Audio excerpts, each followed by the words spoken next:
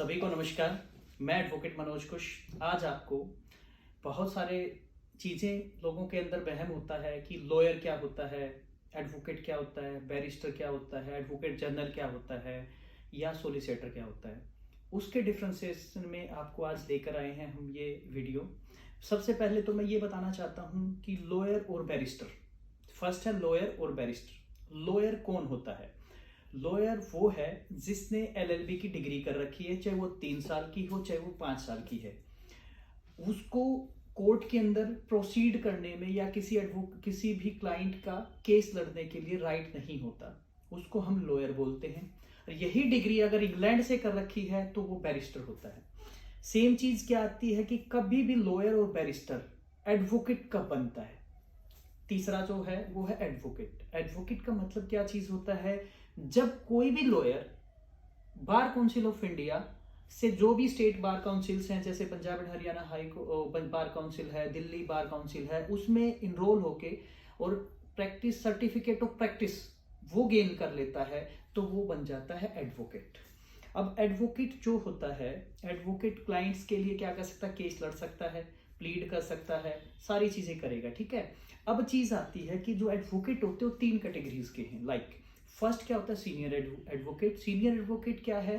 Senior advocate उसे कहेंगे जब कोई भी हाई कोर्ट है और सुप्रीम कोर्ट के अंदर advocate designated as a senior advocate हो जाता है। कुछ नंबर ऑफ केसेस रहते हैं, कुछ क्या चीज़ है, नंबर ऑफ प्रैक्टिस है, कितने केसेस जीतते हैं, जब उसको डेजिग्नेट कर देते हैं कि एज ए सीनियर एडवोकेट इसको क्या कर दिया, डेजिग्नेटेड कर दिया जाता है। और तीसरी जो कैटेगरी की है वो है एडवोकेट ऑन रिकॉर्ड।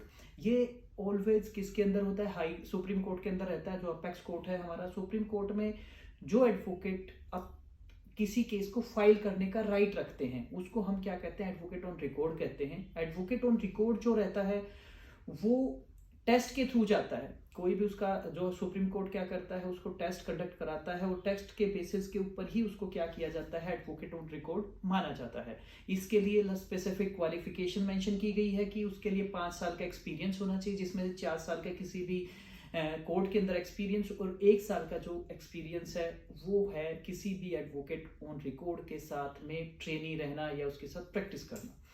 फिर आता है जो मोस्ट इंपॉर्टेंट पार्ट है, एडवोकेट जनरल।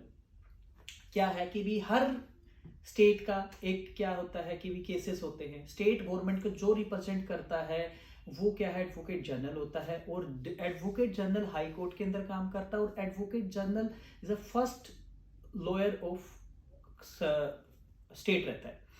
इसको हम क्या कह सकते हैं? फर्स्ट जो लीगल ऑफिसर ऑफ स्टेट भी बोल सकते हैं। ऐसे ही जब एडवोकेट जनरल जैसे है, ऐसे अटॉर्नी जनरल होता है, अटॉर्नी जनरल ऑफ इंडिया।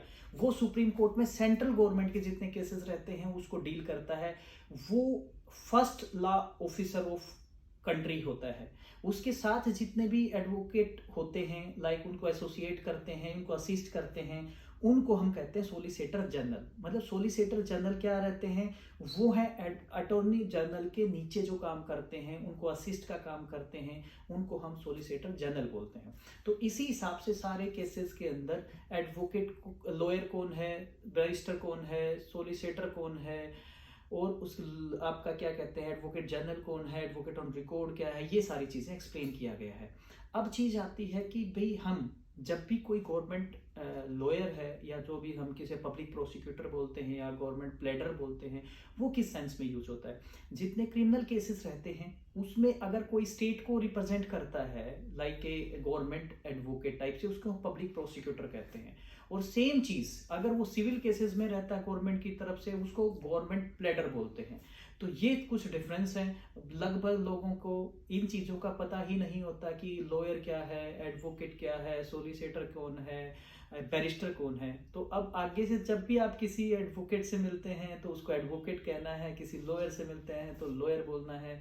तो इन्हीं चीज़ों के लिए हमारी वीडियोस आपके सामने हैं। अब आगे से इस चैनल को सब्सक्राइब करें, लाइक करें, शेयर करें, कमेंट करें और कोई भी क्वेश्चन है मेरे कमेंट बॉक्स के अंदर जाके देख सकते हैं। और आज का डिस्क्रिप्शन इस वीडियो के साथ मैं डालने जा रहा हूँ। सभी को धन्यवाद जो आपने ये वीडियो देखा। Thank you so much. जय हिंद।